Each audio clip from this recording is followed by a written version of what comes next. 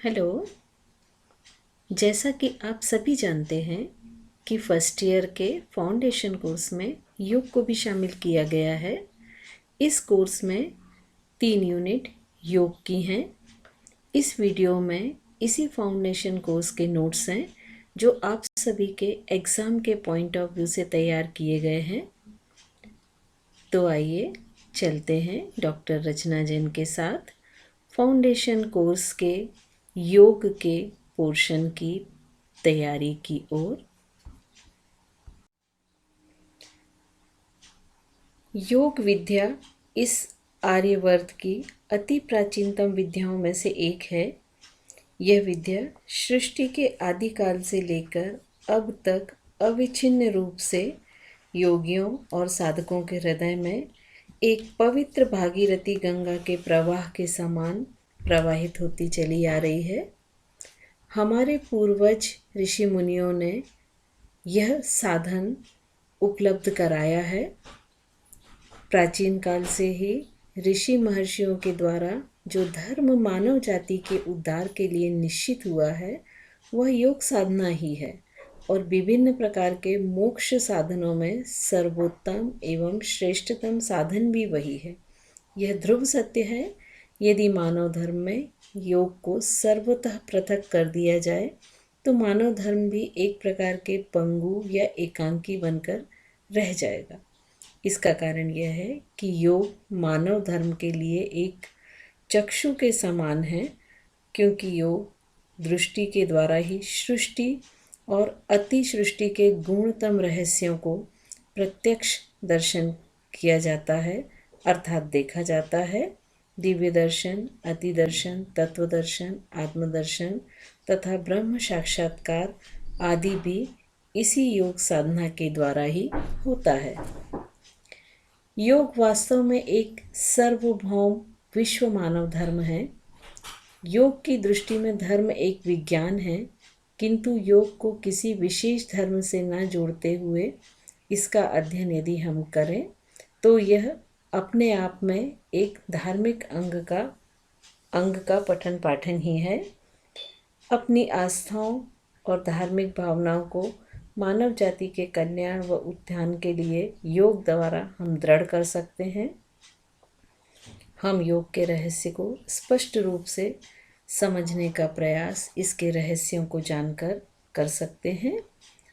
हमारे प्राचीन ऋषियों ने योग विद्या के द्वारा आत्मा का दर्शन कर यह प्रतिपादित किया तथा उन विधियों का निर्देशन दिया जो कि आत्मदर्शन के लिए आवश्यक हैं और आध्यात्मिक आचार्य प्रणाली का क्रमिक दर्शन है एवं साधक को अपने लक्ष्य तक पहुंचाने में समर्थ होता है। इस प्रकार व्यवहारिक रूप में योग दीक्षात्मक दर्शन एवं सार्वभौम धर्म का प्रतीक है।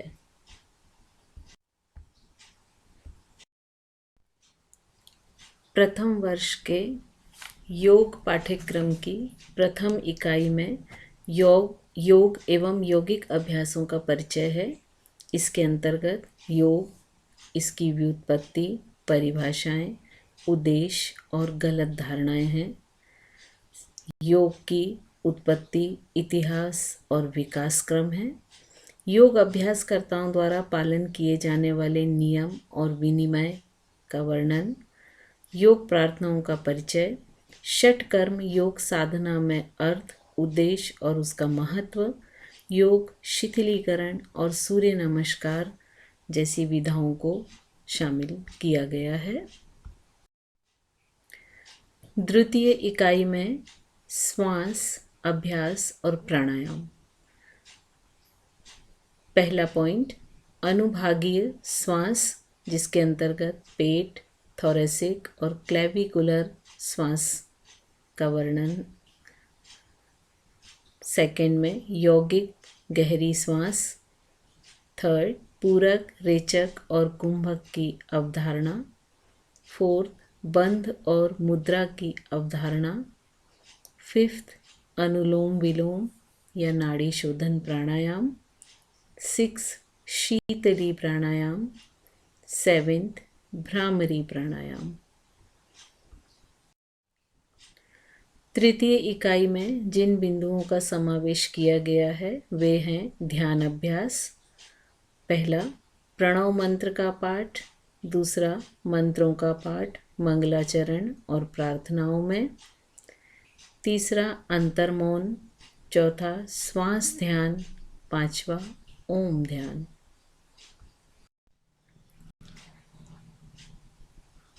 एग्ज़ाम की तैयारी के लिए हम नोट्स की शुरुआत करते हैं और प्रथम इकाई के पहले बिंदु योग की व्युत्पत्ति, परिभाषाएं, उद्देश्य एवं गलत धारणाएं को लेते हुए आगे बढ़ते हैं। योग शब्द एक व्यापक शब्द है। यह अपने में बहुत से अर्थ समाहित किए हुए है। योग शब्द की व्युत्पत्ति युज धातु से हुई है, जिसका अर्थ है मिलना, जुड़ना, युक्त होना या एकत्र करना। योग शब्द युज धातु के बाद करण और भाववाच्य में ध्यज प्रत्यय लगाने से बना है। संस्कृत में युज धातु का प्रयोग रुधादिगण के संयोग के लिए प्रयुक्त हुआ है। युजिर योगे। दिवादिगण में समाधि के लिए युज समाधो। चुरादिगण में संयमन के लिए प्रयुक्त हुआ है युज संयमने। इन अर्थों में युज धातु में ध्यज प्रत्यय जोड़ने से योग शब्द व्युत्पन्न हुआ है। धातु पाठ में युज धातु दो हैं, एक युजिर योगे और युज समाधो।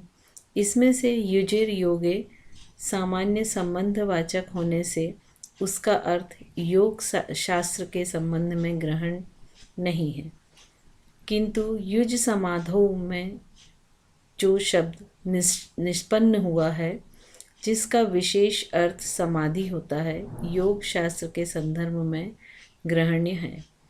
अधिकतर योगाचार्य ने युजिर योग शब्द का अर्थ जुड़ना, जैसे आत्मा का परमात्मा से जुड़कर एक हो जाना, मिल जाना, प्राण का अपान से मिल जाना लिया है। योग का अर्थ संयम भी है, जिसका अर्थ नियंत्रण है, अर्थात अपने मन पर नियंत्रण पाना। योग संस्कृत भाषा का एक प्राचीन काल से प्रचलित शब्द है, जिसका उपयोग वेदों की संहिताओं में भी किया गया है। ऋग्वेद, अथर्ववेद, शतपथ ब्राह्मण ग्रंथों में योग शब्द का अनेक स्थानों में प्रयोग किया गया है। उदाहरण के लिए ऋग्वेद में छंद सा योग, इसका अर्थ है छंदों की रचना करना। अथर्ववेद में षठ योग, अष्ट योग, इन शब्दों का प्रयोग हुआ है, जिसका अर्थ भी 6 या 8 बेलों से जोते जाने वाले हल से लिया गया है। बृहद आरण्यक उपनिषद में रथ योग आता है, जिसका अर्थ है रथ में जोड़े जाने वाले घोड़े से है। शतपथ में रथ से जुए को घोड़ों से जोड़ने के लिए जुग शब्द का प्रयोग किया गया है। योग शब्द का प्रयोग अधिक से अधिक एकत्र करने को भी प्रयोग किया जाता है। इस शब्द का प्रयोग जैसे योग शास्त्र, योग दर्शन, हठ योग, राजयोग, क्रिया योग, कर्म योग में भी प्रयोग किया गया है। इस प्रकार योग शब्द को विभिन्न अर्थों में प्रयोग किया गया है, लेकिन मूल योग शब्द का अर्थ जुड़ना या मिलना, जो युजिर योग धातु से बना है, अधिकतर हठ योग के शास्त्रों में लिया गया है। योग दर्शन, राजयोग के संबंध में योग शब्द का अर्थ युज समाधो धातु में किया गया है, जिसका अर्थ समाधि होता है, जो भगवान वेद व्यास के भाष्य में भी स्वीकार किया गया है। अतः योग शब्द का अर्थ समाधि से ही मानना ठीक है। योग दर्शन प्रतिपादित में समाधि अर्थ लेना ही ठीक है। समाधि ध्यान की अच्युत स्थिति है। इस शब्द का निर्माण इस प्रकार हुआ है: सम धन आ धन धा, किसी वस्तु को इकट्ठा करना या एक स्थान पर रखना। समन धन आ धंधा अर्थात किसी भी वस्तु को इधर उधर से ठीक सुव्यवस्थित स्थान पर रखना। सम्यक धन आ धन धा अर्थात किसी भी वस्तु को जहाँ उसका स्थान निश्चित है वहीं पर रखना।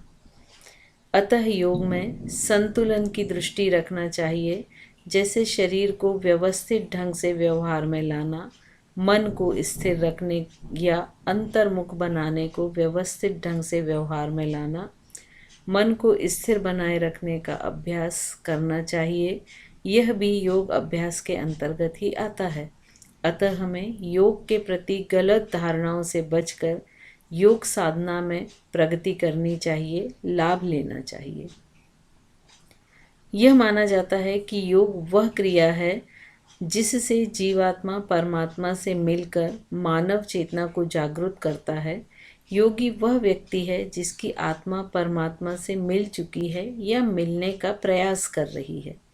योगी व्यक्ति जीवात्मा और परमात्मा के मिलने का एक साधन योग को मानते हैं, क्योंकि योग दर्शन में योग का अर्थ जुड़ना एवं दर्शन दृश धातु से निकला हुआ शब्द है, जिसका अर्थ है परम तत्व को देखना।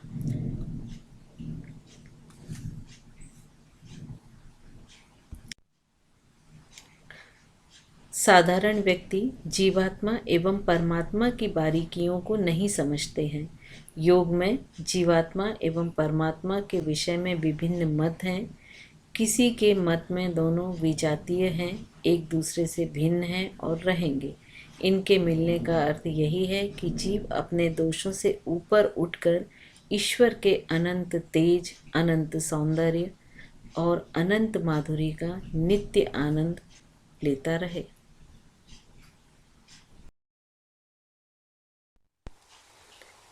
अधिकतर विद्वानों ने आध्यात्मिक क्षेत्र में योग शब्द का अर्थ प्रथम धातु युज समाधो से ही निष्पन्न हुआ माना है। महर्षि व्यास ने भी योग शब्द का अर्थ करते हुए कहा है कि समाधि को ही योग कहते हैं। योग शब्द की व्युत्पत्ति संस्कृत भाषा के युजिर धातु से हुई है, जिसका अर्थ है सम्मिलित होना या एक होना। इस एकीकरण का अर्थ जीवात्मा तथा परमात्मा का एकीकरण अथवा मनुष्य के व्यक्तित्व के शारीरिक, मानसिक, बौद्धिक तथा आध्यात्मिक पक्षों के एकीकरण से लिया जा सकता है। योग साधना के कारण मनुष्य के मन, बुद्धि और अहंकार का संयमन एवं नियमन हो जाता है। वह वासना के चंगुल से छूटकर आत्म रूप में लीन हो जाने की उच्च अवस्था प्राप्त कर लेता है। योगी को कृतार्थता का अनुभव होता है। वह बुद्धि के लिए अगम्य और इंद्रियों के परे सुख का अनुभव करता है। यह सुख सर्वोच्च होता है। इस प्रकार यातना और बंधन से छुटकारा पाना तथा मुक्ति प्राप्त करना योग का वास्तविक उद्देश्य है। साधक अपने चंचल मन की वृत्तियों का निरोध करके मन को स्थिर करता है और अपनी संपूर्ण शक्ति को रचनात्मक कार्यों में लगा देता है। यही पद्धति योग है। मन पर नियंत्रण पाना सहज भले ना हो, पर असंभव नहीं है। जैसा कि श्रीमद् भगवद गीता में कहा गया है, अभ्यास और वैराग्य से मन का नियंत्रण धीरे धीरे प्राप्त हो जाता है। संयमी मनुष्य सतत प्रयासों से यह संभव कर सकता है। इस वीडियो में हमने चर्चा की प्रथम वर्ष के फाउंडेशन कोर्स के पाठ्यक्रम की तथा उसके इकाई 1 के अंतर्गत योग शब्द की उत्पत्ति तथा उसके अर्थ के बारे में चर्चा की। डॉक्टर रचना जैन के साथ चलते हैं अगले वीडियो में, जिसका टॉपिक है योग की परिभाषा, योग के उद्देश्य और योग के बारे में प्रचलित भ्रांतियाँ या गलत धारणाएं। इन सभी विषयों पर हम अपने नेक्स्ट वीडियो में चर्चा करेंगे। बहुत बहुत धन्यवाद। मिलते हैं नेक्स्ट वीडियो में।